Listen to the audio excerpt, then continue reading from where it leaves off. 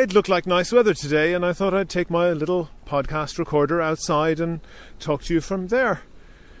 And then it started to rain. But sure, we're not made of salt. I hope you don't mind the background noise.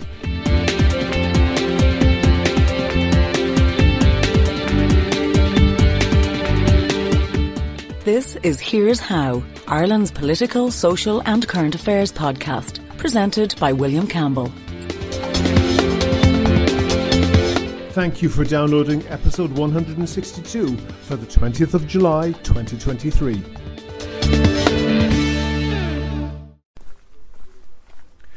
Repeats on podcasts don't always make a lot of sense, but if you are subscribed, you'll know that I put up a podcast from 2019 into the feed again last week.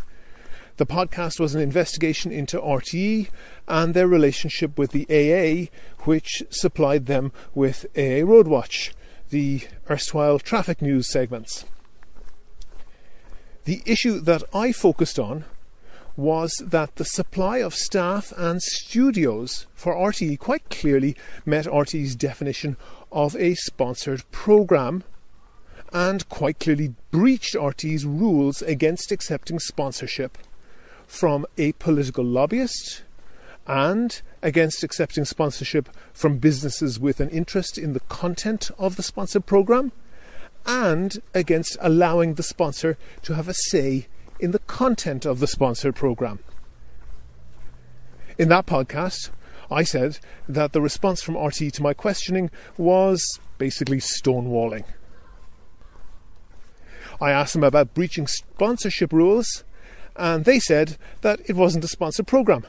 I pointed them to their own criteria of what counted as a sponsored programme, and I said that AA Roadwatch clearly met those criteria, and at various stages they promised to get back to me with answers. They promised to tell me exactly what AA Roadwatch was if it wasn't a sponsored programme. I sent many reminders over many months, but they never got back to me. Since that podcast was first released, AA Roadwatch was scrapped by the AA. One of the reasons that I repeated that podcast was because the current corruption scandal in RTE makes it a lot more relevant.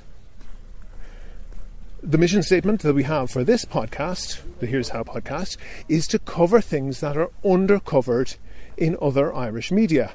And the current scandal is a lot of things, but I don't think that one of them is undercovered. That said, I think there is an aspect of this that is getting, to say the very least, less coverage than it deserves. Inevitably, there's a temptation to cover the glitzy aspect of this story when it relates to TV stars. It's difficult not to get caught up in the sordid details, and I think that a wider story is being missed because of that. Kudos to Imelda Munster, Sinn Féin's Louth TD, who did a better job than most trying to nail down Noel Kelly, the agent of Ryan Tubridy and other RT stars, who is at the centre of this scandal. You'd imagine when you were instructed not to put names on the invoices, you were told not to put a name on it. You knew exactly what it was for, and you didn't flag that up. You went along with it, and yet you say there was nothing secret about the deal. There was nothing secret. We simply acted under instructions from RTE. Yeah. But you knew they were underwriting the deal, and you knew that was the 75,000 payment that was due to Mr. Tubridy. But you didn't put on. We simply acted under instructions from RTE. What Imelda Munster was trying to nail down there was exactly how this dodgy deal got agreed. The secret payments were being routed through Renault Ireland to disguise their origin and were paid on foot of invoices which did not bear Tubridy's name, obviously to try not to attract the attention of anyone who might ask awkward questions. Kelly, you hear there, is trying to shrug his shoulders and say, nothing to do with me, Gov, and points to a memo to the agreement from RTE to him, instructing him not to include Tubridy's name on the invoice, as though he had no idea why they might do that, when they were all perfectly aware that Tubridy had gotten stick in public over his salary, and none of them wanted those secret payments to leak out. Where does that tally with the fact that you knew that the two payments that were going through for 75,000, the tripart agreement was struck, right? Yes. You knew that they were for yourself as part of that tripart agreement, but you would have also known that RTE had agreed to underwrite that agreement. So in fact it was the taxpayers, it was the licence fee holders that were paying that money. As I understand it, there was a relationship with Renault that would sort that out. No, the second and third one we're talking about. Yeah, but am I not right in saying that the second and third one? I just feel that I was always under the impression that that money was from Renault. From Renault, yes. You received 345,000 extra in payments. Now, was underwritten by RTE. So the taxpayer. I really dispute that. There, Kelly and Tubridy are trying to maintain the line that the secret payments were not really from RTE. Now, I'm careful about the defamation laws on this podcast, but I have no hesitation in saying that that's a lie. To the extent that they're claiming that the secret payments originated from Renault Ireland, Noel Kelly is lying, and Ryan Tubridy is lying. The money was essentially laundered through Renault Ireland to disguise its origin, to hide the fact that it was a payment of RTE's money, taxpayers' money, that was not being included in the publicly declared salary for Tubridy. And they weren't the only people lying. The former Director General of RTE, Dee Forbes, said that they related to work done for RTE by the agent Noel Kelly at a cost of more than €1,200 per hour. However, Ms Forbes subsequently revised that explanation and later advised the RTE board that the invoices related to that tripartite deal between RTE, Renault and Ryan Tubridy. RTE's auditors initially questioned those payments on the 7th of March of this year. The invoices were then had been submitted by CMS Marketing, that's a UK company owned by Noel Kelly, and they related to the years 2021 and 22, totalling €150,000. Mr Collins subsequently brought those queries to Ms Forbes, but when he relayed her response to the auditors, they were not happy with that explanation. That's Aoife Hegarty, a journalist from the RTE Investigates unit. Hats off to her for reporting this. You can well imagine many RTE journalists wouldn't want to touch this with a barge pole. It could well be career suicide. So I can be forgiving about the fact that she is a bit coy about how she describes Dee Forbes, the now ex-Director General of RTE, revising her explanation for this payment.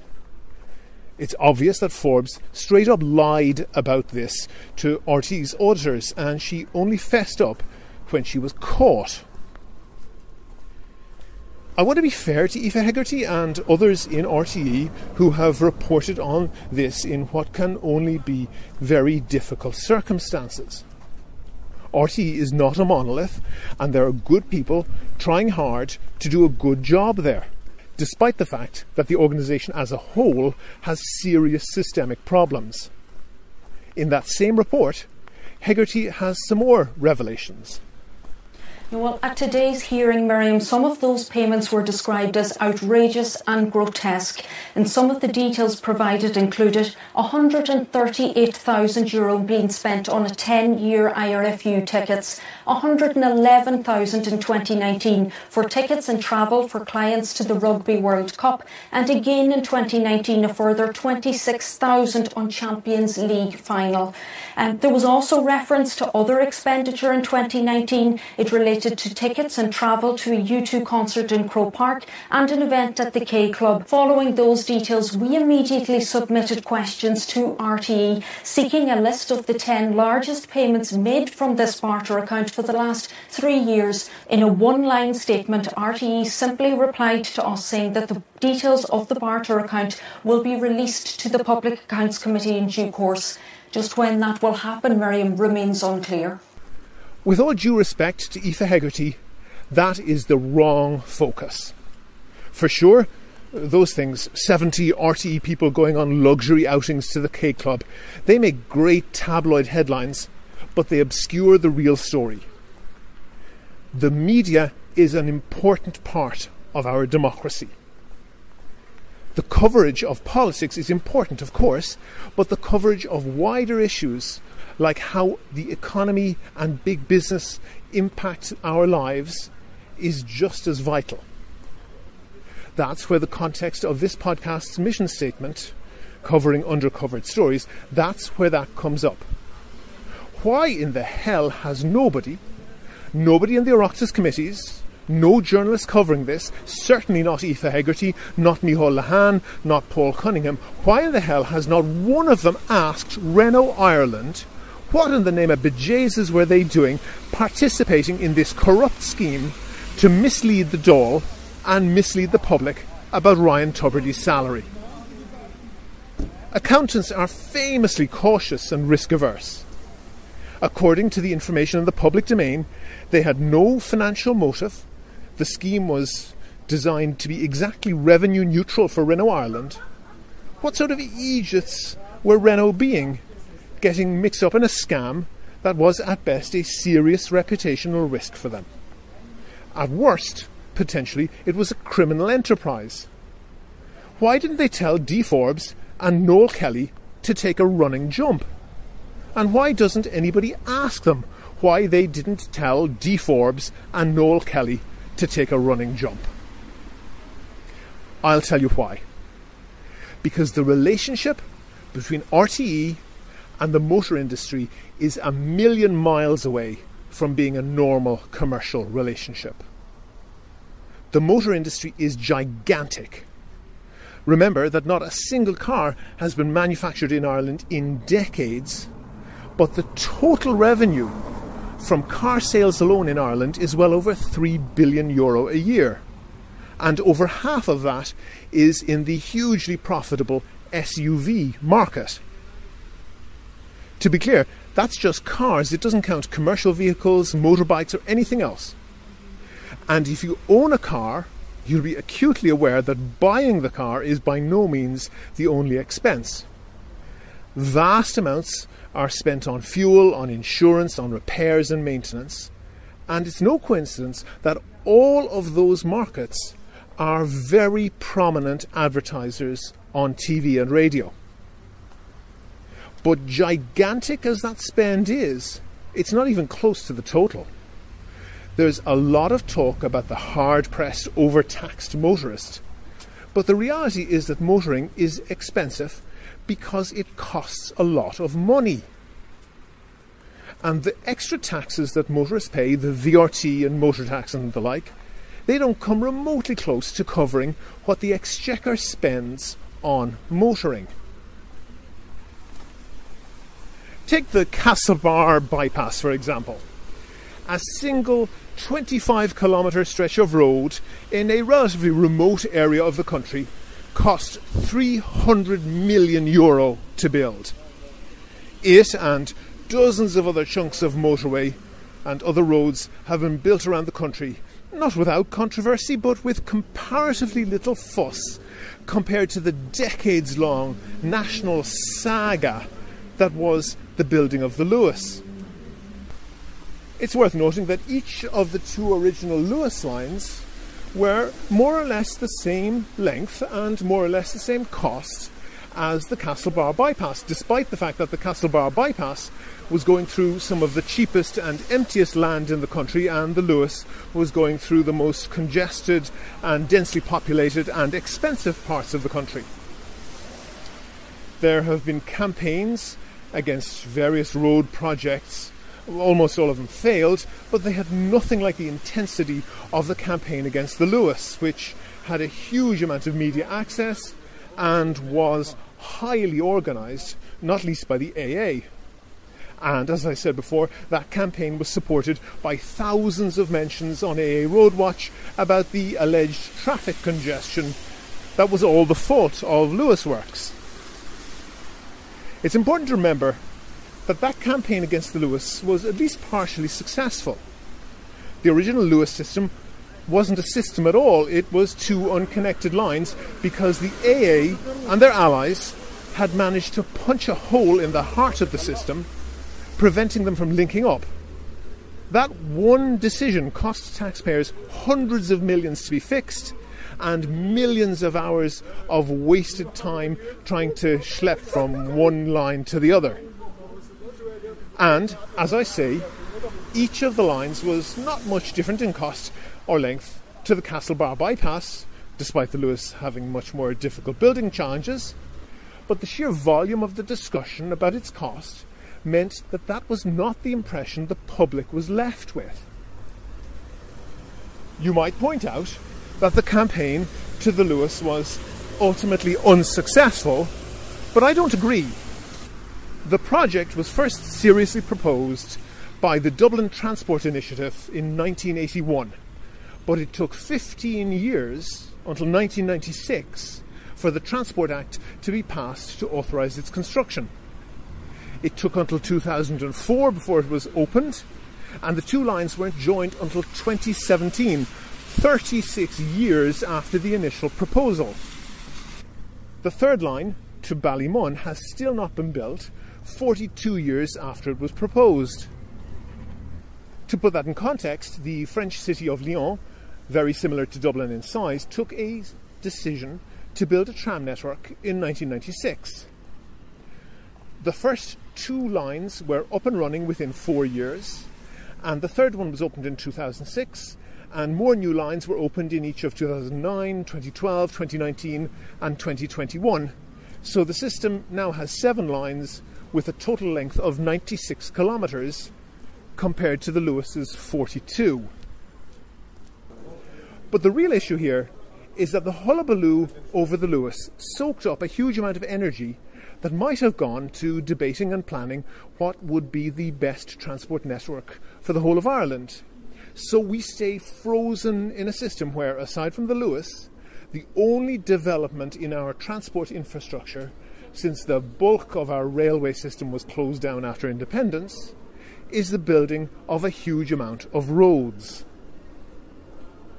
One result of that is the huge congestion that Irish commuters face every day. Ireland has far fewer cars than most other Western European countries, but we have to drive them much, much more.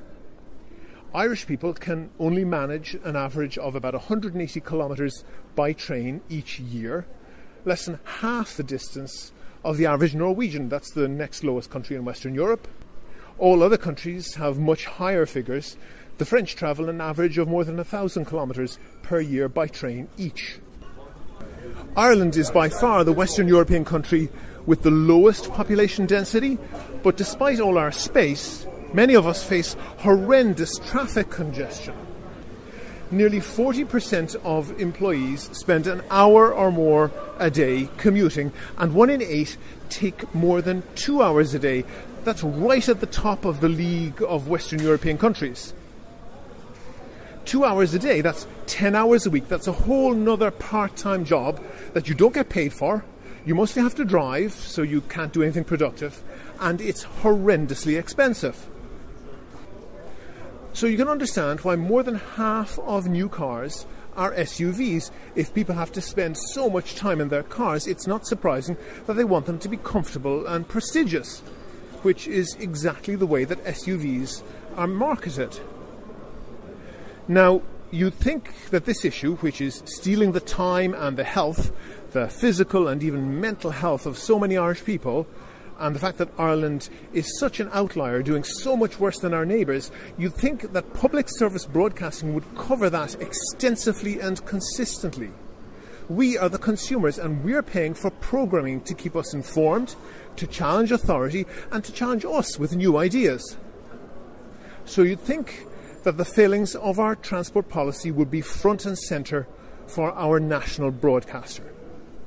You'd think, but instead we get this. 3 or 4 cycles abreast on a side by side. On a country road where there's no need, because are you in competition with a car? You're never going to be faster, and it's almost to piss people off that they do it. I know that. They chat away and they chat away. And they look west and go, they're like farm animals. But I didn't say that. Oh, that's so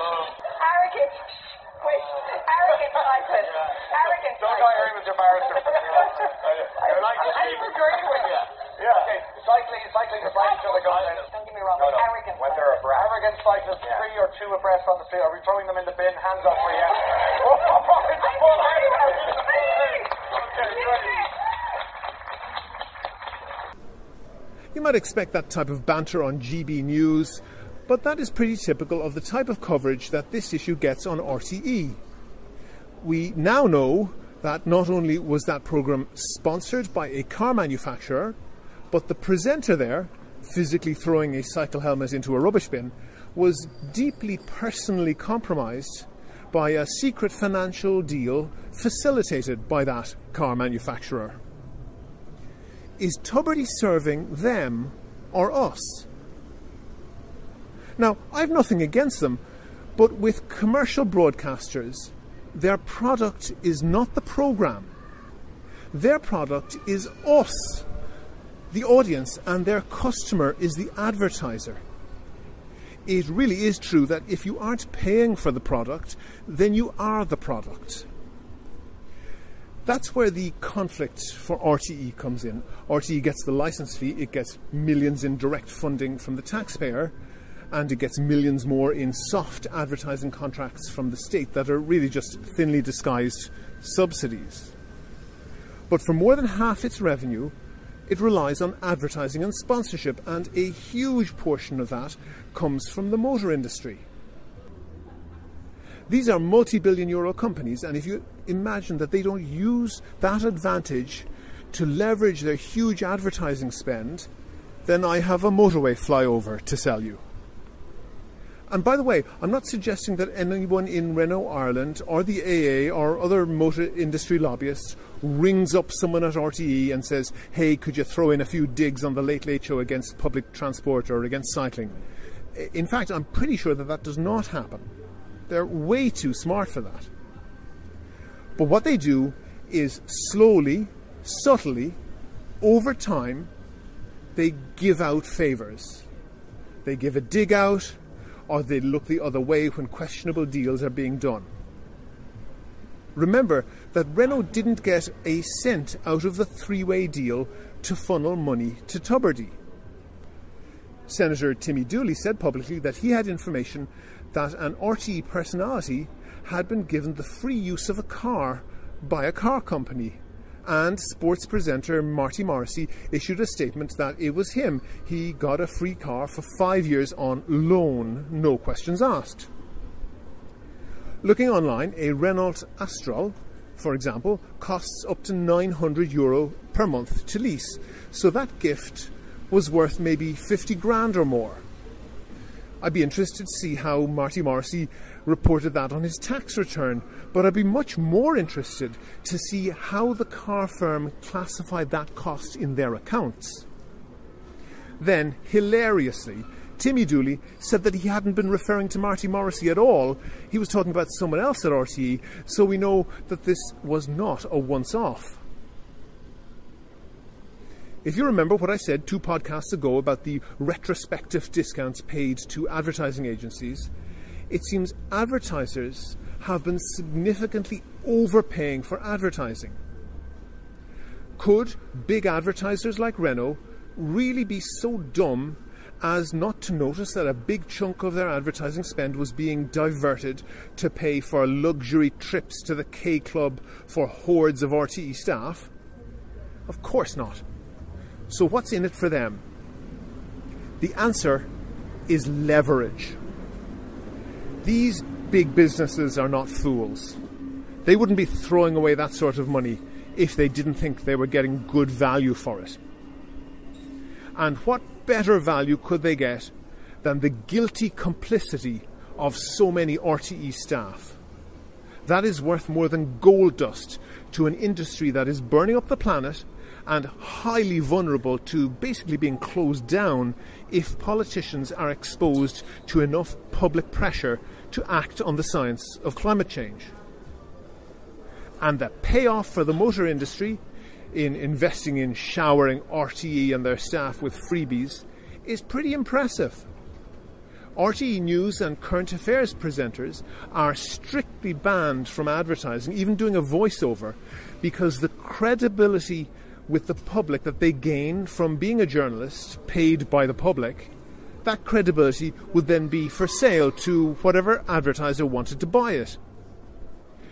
And the loss of credibility that a journalist would get from being a corporate spokesperson would inevitably, and quite rightly, undermine their credibility as a journalist. Now, Diarmuid Gavin is not a journalist, but he presents a lot of factual programmes for RTE about gardening and mentioning a lot of environmental issues. It's obvious that they are very closely adjacent to topics that are prominent in the news, such as climate change. And it's also obvious that Diarmuid Gavin has credibility with the public because of those RTE programmes that he makes. So that's what makes him valuable to Land Rover. Not his skill as an actor for this ad, but his believability when he tells a pack of lies for the brand that's paying him.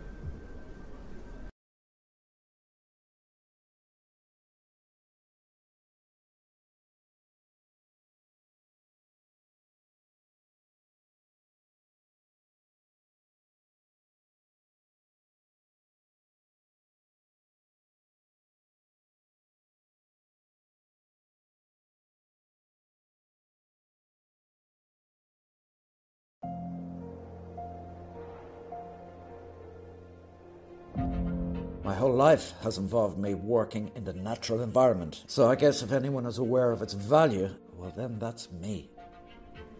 My Land Rover takes... This ad was slammed as misleading by the advertising self-regulation body, the ASAI, but RTE has nothing to say about it. It's great that we're now in the place where cars Another don't presenter work. for Yes, RTE factual programmes, Catherine Thomas, appeared in a similar ad, and RTE were asked whether she had permission from them to endorse the greenwashing of a gas-guzzling SUV, which is required in some circumstances. But RTE's loyalty to the motor industry is so much stronger than their loyalty to the public who pay their salaries that they just flat out refuse to answer. I sent a list of questions to Renault's PR firm. I asked why they took part in the scheme that secretly funneled RTE money to Ryan Tubridy. They refused to answer. I asked Renault when they became aware that the scheme was used to falsely report Tubridy's salary to the Oireachtas and to the public. They refused to answer. I asked Renault if they had taken part in similar schemes before. They refused to answer.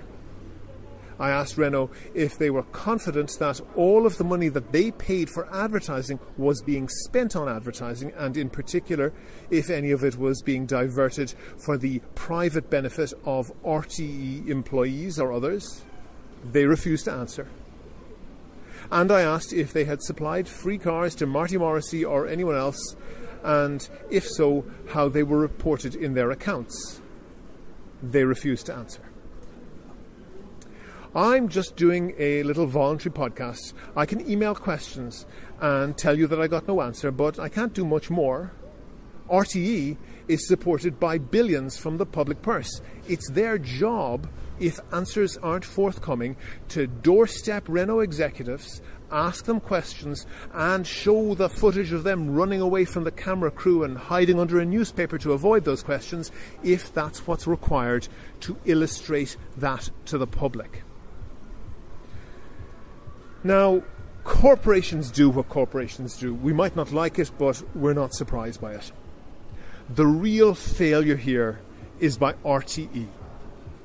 To put this in context, it's worth remembering that RTE's public service remit is very much based on the BBC. But one enormous difference between the way the BBC and RTE work is the BBC's capacity for putting criticism from its audience and from itself on the air. The news this week was dominated by the coronation of King Charles III. But did the BBC get the tone right? The approach to the coronation on Radio 4 was far too different. BBC Radio 4 has its programme Feedback. Director of Journalism, Jonathan Munro, is here to respond to your comments. You said that due impartiality at the moment of death is a bit different. There were no Republicans discussing the coronation on the day. How do you get that right? The point I was making when we talked in September was that in the aftermath the programme holds to account producers and editors, and it's pretty clear that part of their job description is to come on air and justify their decisions.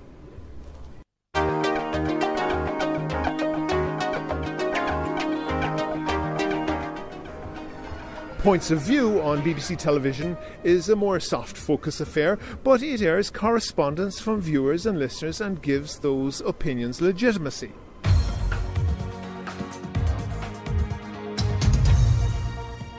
Hello and welcome to Newswatch with me, Samira Ahmed. Does BBC News interviewing members of the Taliban risk normalising their views?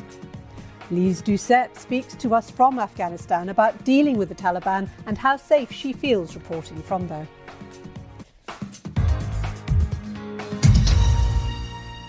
First, Boris Johnson went to the United States this week, and so did the BBC's political editor Laura Kuenssberg, travelling as part of the Westminster lobby on board the Prime Minister's plane, where he personally briefed the journalists. On arrival in New York, she spoke to him one-on-one. Also on BBC TV is Newswatch, rather more hard-hitting. It puts journalists on the spot to answer viewer criticism of how the news is reported and presented. And it doesn't end with factual programming. Charlie Brooker's satire often focused on the lazy visual grammar of TV news, as well as sharp criticism of news values. It starts here, with a lacklustre establishing shot of a significant location. Next, a walkie-talkie preamble from the auteur, pacing steadily towards the lens, punctuating every other sentence with a hand gesture before coming to a halt and posing a question. What comes next? Often something like this. Sometimes it'll slow down to a halt, turn monochrome, and some of those facts will appear one by one on the screen. This is followed by the obligatory shots of overweight people with their faces. Charlie Brooker took up the mantle where the brilliant Day Today left off. And as a result of that broadcast, the crisis has deepened dramatically. I'm joined by our crisis correspondent, Spartacus Mills. Spartacus, this is huge history happening, isn't it? It's bigger than that, Chris. It's large. I mean, if you've got a history book at home, take it out, throw it in the bin. It's worthless. The history books now will have to be rewritten. Spartacus, thank you. Alan, sport. Thanks, Chris. Well, as I said...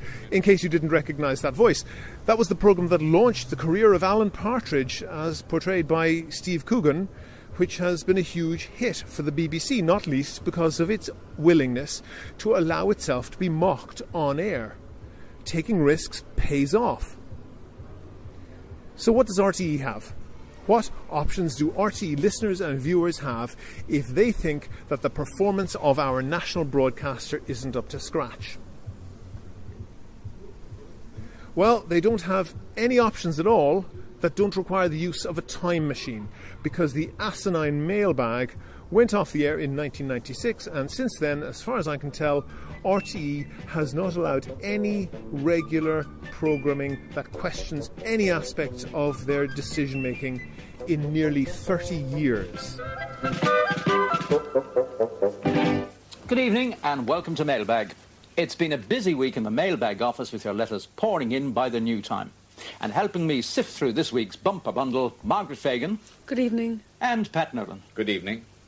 You may remember a couple of weeks ago I mentioned our colleague Olivia... So if RTE won't account for itself on its own airwaves, I decided to try to get in touch to give RTE the opportunity to answer some questions on this podcast.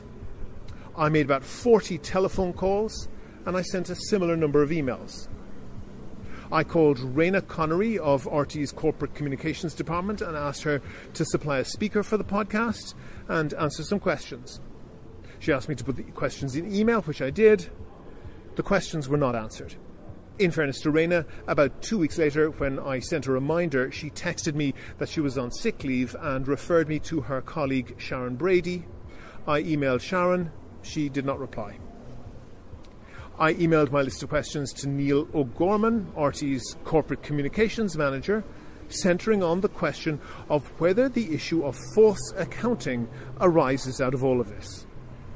False accounting is a serious criminal offence. It carries a jail term of up to 10 years, and it's defined as when someone dishonestly, with the intention of making a gain for themselves or someone else, or of causing a loss to anyone, when they destroy, deface, conceal or falsify any account or any document made or required for any accounting purpose, or where they fail to make or complete any such document, any document needed for a company's accounts, or where they give any document or any information which they know may be misleading, or if they concur with anyone else doing that, or if they omit or concur with someone else omitting relevant information from a company's accounts. That's false accounting. It's pretty broad. Remember that D. Forbes repeatedly gave a totally false explanation of those invoices that were sent by Noel Kelly. She said that they were for consultancy work done by Kelly himself. These were the same invoices where he had been told by RTE to leave Tubridy's name off the invoice, even though they were for Tubridy's benefit. And she gave that information, Forbes gave that information, to try to get RTE's auditors off the trail of the secret payments. Now, I'm not a lawyer, but I certainly wouldn't exclude the possibility that that would meet the definition of false accounting. And if I was a responsible person in a major company and I had even a shadow of doubt, I would call the Gardaí and I would let them decide what the appropriate next step was. I got a half answer to one of my questions from RTE's Neil O'Gorman. He wrote, RTE has not contacted the Gardaí as it has received external legal advice that there is no fraud or illegality. Now, that sounds like they've been told that they have legal advice that there was no laws broken, but I had asked for sight of any legal advice that RTE had, and why and when and by whom it was sought, and Neil refused to answer any of those questions. I was particularly concerned that I had specifically asked about false accounting, and I didn't like the way that Neil rephrased my question before answering it. His answer didn't exclude the possibility that the legal advice had been requested and given before the facts that suggest false accounting were known. So I replied to Neil, asking him about that again, and specifically asking when the advice was given and whether it referred to false accounting. He refused to answer. I emailed both him and Rana several more times, as well as their colleagues Sharon Brady, Sarah Neville, Jennifer O'Brien, Joseph Hoban, Laura Fitzgerald and Maureen Catterson. None of them answered. I called all of them, and apart from that first call to Raina Connery, none of them picked up the phone and none of them responded to voice messages I left. It's pretty astonishing that a company that has such a huge corporate communications team paid on the public dime doesn't have the time or the courtesy to answer any queries. I think if you want to understand the attitude of many of the elite in RTE towards the questioning of their corporate misbehaviour, you can have a look at Dave Fanning's comment when he referred to Oireachtas members questioning RTE about the corruption scandal as Nuremberg trials. He later apologised, but really he was just saying the quiet bit out loud. The indignation that many in RTE feel that even the thought of anyone questioning their right to a seat on the gravy train is palpable. As you know, €5,000 for flip-flops. It's outrageous. But I really don't care. What I care about, what really makes me angry, is that when we've seen a judge refuse to prosecute people for having no TV licence, it's hardly unreasonable. And when we see a 27% drop in people paying the TV licence in July, there are many people in RTE who seem perfectly happy to burn down the whole concept of public sector broadcasting just to keep their gravy warm. Before I go on, I want to say thanks to all of the patrons on Patreon. I really appreciate everyone who donates. As we've seen, public sector broadcasting in Ireland is in an existential crisis. I was genuinely shocked in the past couple of weeks at the level of indignation, at the real outrage by many of the people I dealt with in RTE that anyone would have the audacity to ask them to account for how they spent what they clearly see is their money. I think that comment from Dave Fanning about the Oireachtas committees being like the Nuremberg trials is exactly how a lot of them felt. But despite their failings, public sector broadcasting is an important thing in a democracy. I even sent in a proposal to RTE that I would independently produce a programme for them looking at how sponsorship can threaten that, just for transparency. I'm sure they got a good laugh out of it. But if you're one of the people who is refusing to renew your TV licence, or even if you aren't, I'd ask you to go to www.hereshow.ie and divert a small fraction of that to a pledge on Patreon to help myself and Kevin cover things that RTE don't. Do you agree? Do you disagree? Follow at Here's How Podcast on Twitter and like Here's How on Facebook for updates on each show's contents. If you are a low-paid social media gopher for any of the established radio stations or newspapers, if your job is to get engagement for the company website, there's no better hot-button topic than pitting cyclists against motorists. It's guaranteed to get people rage-clicking and to make the algorithm push your content up to the top of the news feed. So here we go. And when you run a cyclists versus motorists story, you can be sure that there'll be a storm of comments, all making basically the same point. So, a drunken driver with a suspended licence drives a 3-ton SUV at twice the speed limit on the wrong side of the road and ploughs into a 9-year-old girl out on her bike and leaves her in a wheelchair for life. So what? She wasn't wearing a helmet. It's all her own fault.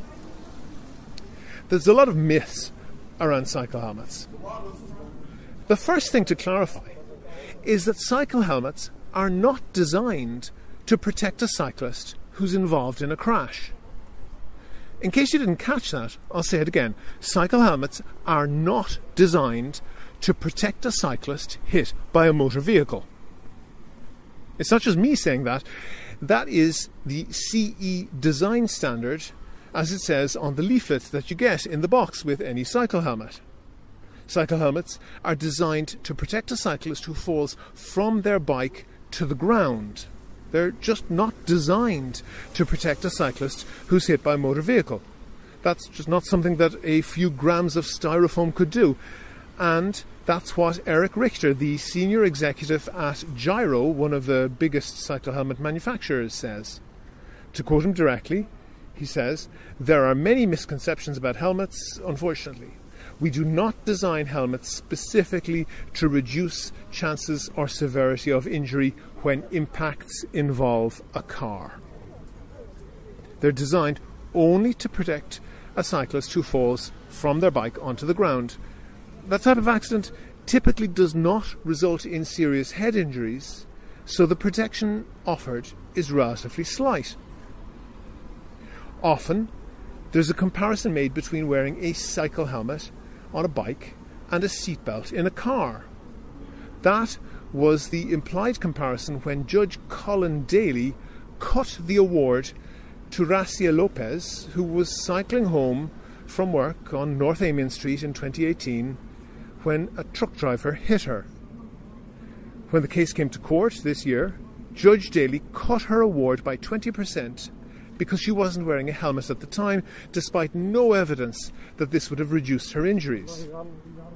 He literally added insult to injury, effectively fining her thousands of euros for doing something that was entirely legal. Now, it's standard to reduce the award where someone is injured while not wearing a seatbelt in a car. But there are two differences. Firstly, wearing a seatbelt is a legal requirement. Wearing a cycle helmet is not. Secondly, the evidence for the benefit of wearing seatbelts is very strong. The evidence for the safety benefit of cycle helmets is not. I'll get back to that. But with that in mind, and particularly given the first part of this podcast about how RTE has effectively been captured by the motor industry, I listened carefully to the introduction of this piece on the News at 1. A consultant in paediatric emergency medicine has called for the wearing of helmets on bicycles to be made a legal requirement. Dr. Carol Blackburn at Crumlin Children's Hospital says that if she could prescribe a helmet to every child in Ireland, she would. Now, if you want to wear a helmet when you cycle, that's fine by me. But forcing people to do something against their will, that's a whole other thing, especially if you don't have very good, very clear justification for the compulsion. Now, I'm going to pause here because I want to show how, if you're sloppy enough, it's easy to produce a soundbite or a Daily Mail headline that seems to prove that this or that is true in a medical research context. But doctors, particularly medical researchers and clinicians, are trained to be able to understand medical evidence and not fall into the trap of relying on attractive-sounding fallacies. First of all, consider this. What if I offered you a pill, just one pill, that if you take it on your 21st birthday, you will be guaranteed not to die of Alzheimer's disease? It's not expensive and it's 100% effective. Would you take it? It might sound good until I tell you that the pill is cyanide. And it's true, if you take a cyanide pill on your 21st birthday, you are certain not to die of Alzheimer's disease. That's not a serious comparison, but it shows how outcomes can be represented misleadingly. To take a more real-world example, one that researchers actually have to deal with, let's take an imaginary disease. It's pretty terrible and it has a 50% fatality rate. And let's say that we have a drug, and you can take this drug, and if you take the tablet every day, you'll be guaranteed not to develop this terrible disease. And the drug isn't cyanide, I promise. Now, all drugs have some side effects, but let's say in this case they're relatively rare compared to getting the disease. It only kills 1 person in 1,000 annually who takes the drug. Is the drug sounding good? Well, 0.1% fatality rate, 1 in 1,000. That certainly sounds a hell of a lot better than a 50% fatality rate, right? Wrong. What if the disease only affects 100 Irish people every year? 50 of them will die. 50 out of 5 million. But everyone has to take the drug, 5 million people, and 1 in 1,000 of them, 5,000 people, die from the side effects every year. So 100 times more people would be killed by the side effects than by the disease that it prevents. And you still have to factor in that 5 million people have to take a pill every day, which is a significant cost. So here's a trick. If you see data that tells you rates, but doesn't tell you absolute numbers, be suspicious. Researchers who know their stuff, people being honest with you, will tell you real numbers. A 0.1% death rate instead of 50% sounds a hell of a lot different to saying 5,000 deaths instead of 50. And going back to my cyanide pill, the proper way to evaluate any treatment or any safety measure or any intervention is not to look at whether it works on one particular problem. The right thing to do is to look at the totality of the costs and benefits of the intervention and compare them to the totality of the costs and benefits of not making that intervention. With that in mind, I listened to what Dr. Carol Blackburn had to say, and she said this. The data that we have would demonstrate that the wearing of bicycle helmets for cycling collisions can reduce the incidence of serious brain injury by up to 80%, in fact, in some studies, and certainly can reduce facial injuries by around 2/3. And that's in children and young people colliding with other vehicles or just falling off their bicycles generally. So, percentages, not figures. Red flag. This is really important. This is important because although Dr. Carol Blackburn seems to have a very impressive academic background. She is not presenting the data in a valid way, and she's focusing on a single outcome without telling us about the totality of the effect. Another red flag. Something that we have to remember here is that Ireland is in the grip of an obesity crisis. 37% of Irish adults are overweight and a further 23% are actually obese, a total of 60%. That's incredibly bad. But among children, 25% of them are either overweight or obese already in childhood. The figures are worse still for girls and worse again for children from poor backgrounds. Have no doubt about it. The research is rock solid. Excess weight, obesity, and lack of exercise in childhood are the surest ticket to a lifetime of ill health. And the reasons aren't hard to find. Food is a big issue here, but get this, primary school children, 81% of them don't get enough exercise. In secondary school, it's 88%. A child in an Irish school who gets enough exercise to have a healthy life is an unusual child. The reason why girls are doing worse than boys seems to be that they give up sports earlier for social reasons. But 81% of primary kids and 88% of secondary kids not getting enough exercise to be healthy is a catastrophe that will cascade down the decades. One obvious solution is to get them on their bike. In particular, get them cycling to school and to other regular activities. There's a reason why this is by far the best option.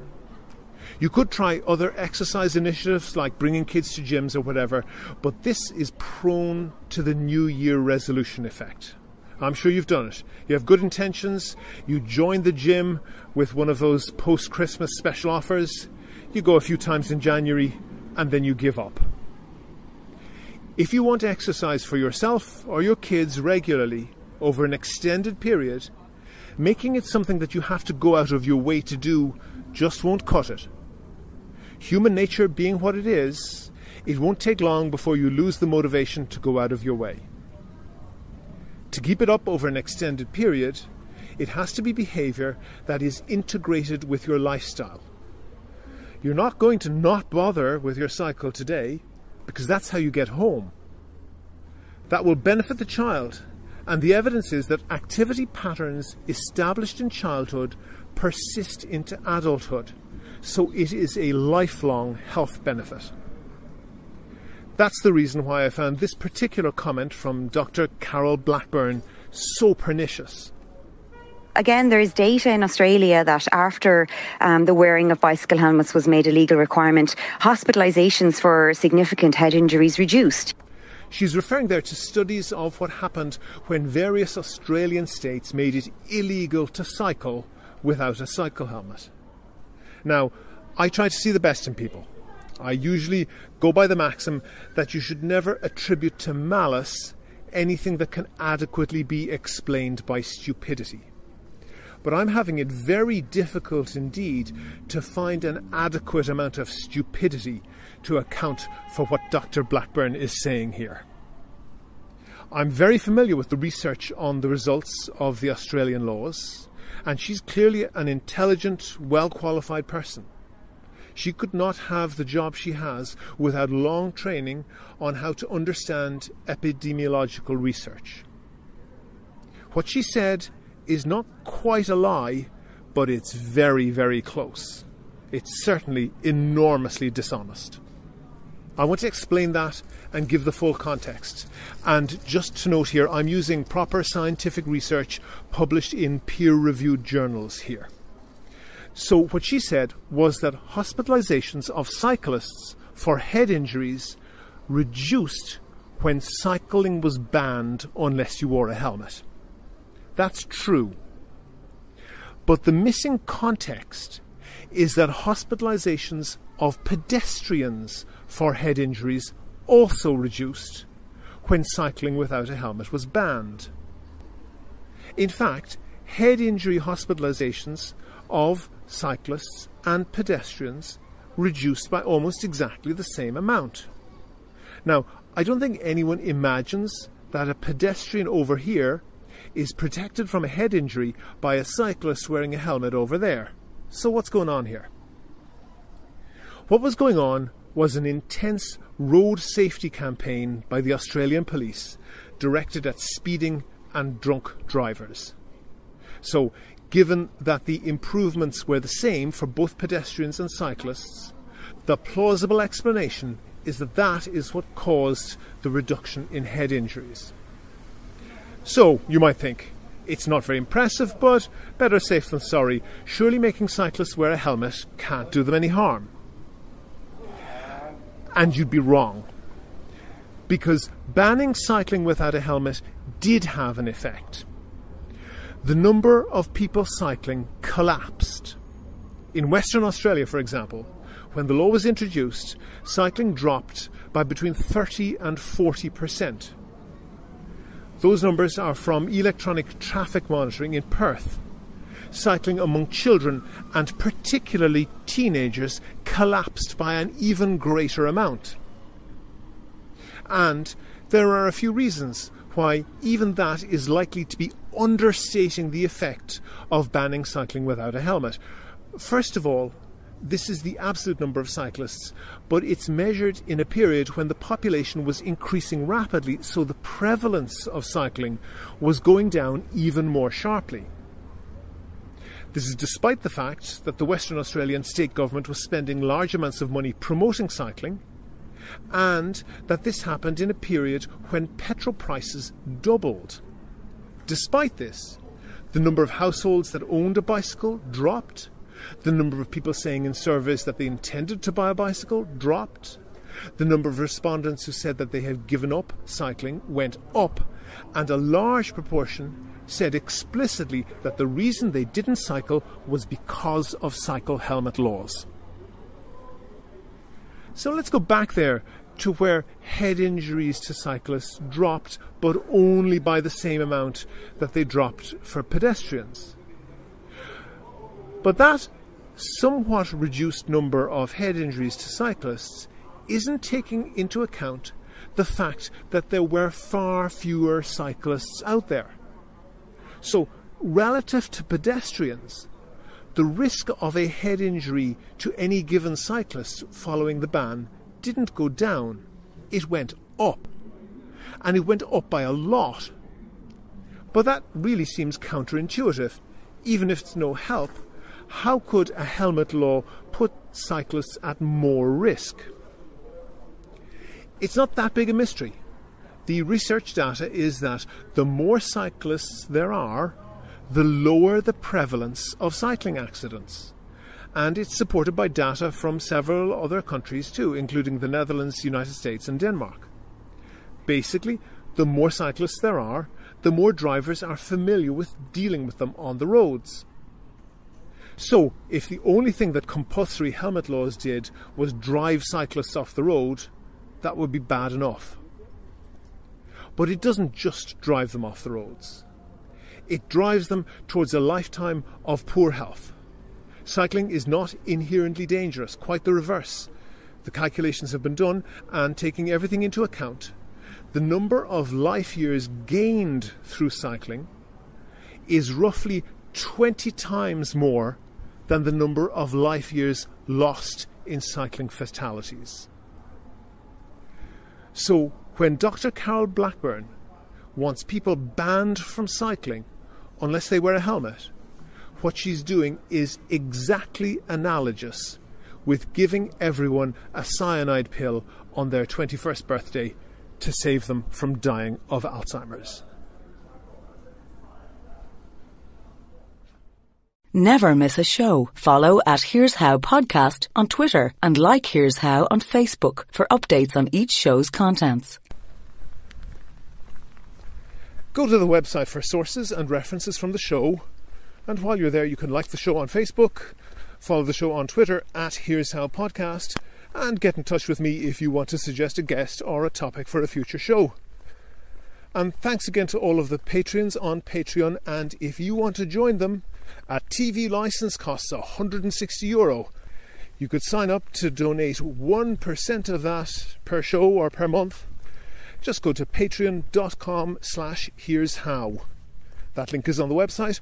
Also there you can find out how to subscribe to the show for free on your computer, on your phone or by email. All that information is at www.here'show.ie. The Here's How podcast is produced and presented by me, William Campbell. The co-producer is Kevin Wolf. Thank you for listening.